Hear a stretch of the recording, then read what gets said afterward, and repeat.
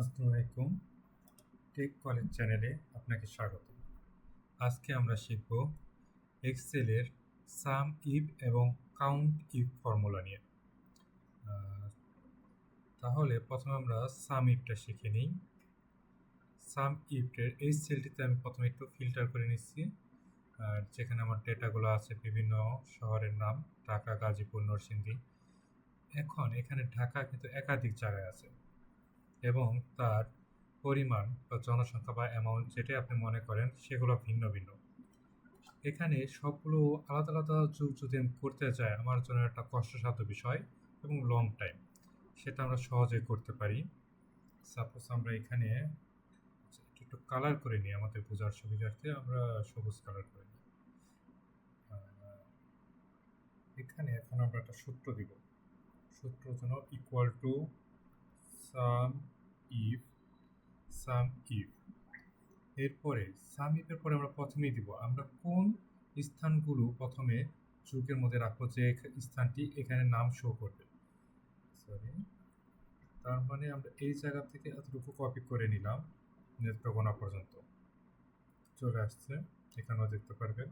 পরে একটি কমা, এই নামগুলো থেকে আমি কোন নামটি বাছাই করব, সেটা কোন সেলে আছে, সেটা আছে G2, এটা বাছাই করব। এরপর আমাকে কোন ভ্যালুগুলো যোগ করবে, এখানে লেখা আছে সাম রেঞ্জ, মানে কোন রেঞ্জগুলো সে যোগ করবে, এখানে নিয়ে আসবো। এরপর আমরা প্যাকেটটা ক্লোজ করে দেব, ইন্টার। এখন আপনি ভাবতেছেন এখানে জিরো কেন দেখাচ্ছে ভ্যালু। জিরো দেখার একটি কারণ আছে। কারণটি হলো এই সেলে তোমার কোনো কিছু লেখা নেই, কোনো কিছু আসেনি, না ঢাকা না গাজীপুর।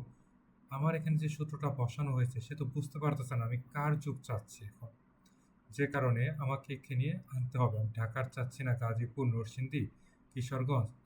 যখন আমি কিশোরগঞ্জ লিখছি যোগফল চলে আসছে, যখন আমি গাজীপুর লিখবো যোগফল চলে আসবে। এটা ভুল করে দিই। যখনই এখানে আমি দিব ময়মনসিংহ, তার যোগফল চলে আসবে। আবার যখনই আমি দিব নেত্রকোনা, তার যোগফল চলে আসবে। আবার এখানে যদি আমি ঢাকা দিই, ঢাকার যোগফল চলে আসছে। তার মানে আপনি যদি চান এখানে আলাদা আলাদাভাবে যোগফলটি বের করতে পারবেন খুবই সহজে। এরপর চলে আসি আমরা কাউন্ট ইফের জন্য। কাউন্ট ইফটা হচ্ছে এখানে কিন্তু ঢাকা কতগুলা নাম আছে, কতগুলা নেত্রকোনা আছে, কতগুলা গাজীপুর আছে আমার জানা নেই। এই শীটটা এখন ছোট আছে, কিন্তু এটা আরও বিশাল হতে পারে। সেক্ষেত্রে আমাকে ধরে ধরে একটা একটা করে বাছাই করে আনা, এটা অনেক সময় বিষয়। এত সময় কি আমাদের কর্পোরেট জবে দিবে? কখনোই দিবে না। সেজন্য আমাদের সূত্র বের করতে হবে কাউন্ট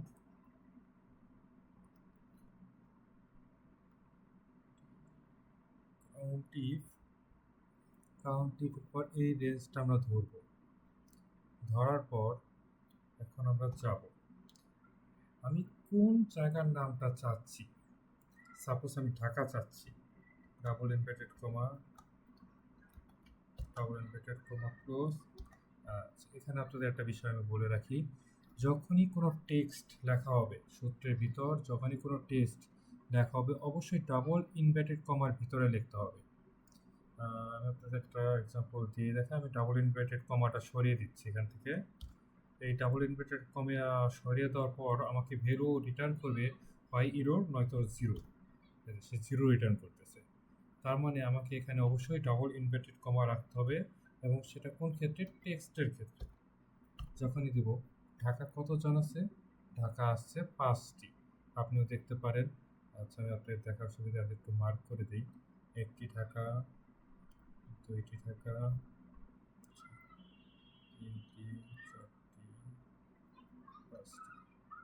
এই দেখেন টোটাল 5টা ঢাকা এখানে আছে, এবং সে 5টি ঢাকাও করে নিয়েছে। এরপর আমরা ঢাকা না অন্য একটি জায়গার নাম দেখবো, যেমন যদি দেখতে চাই গাজীপুর,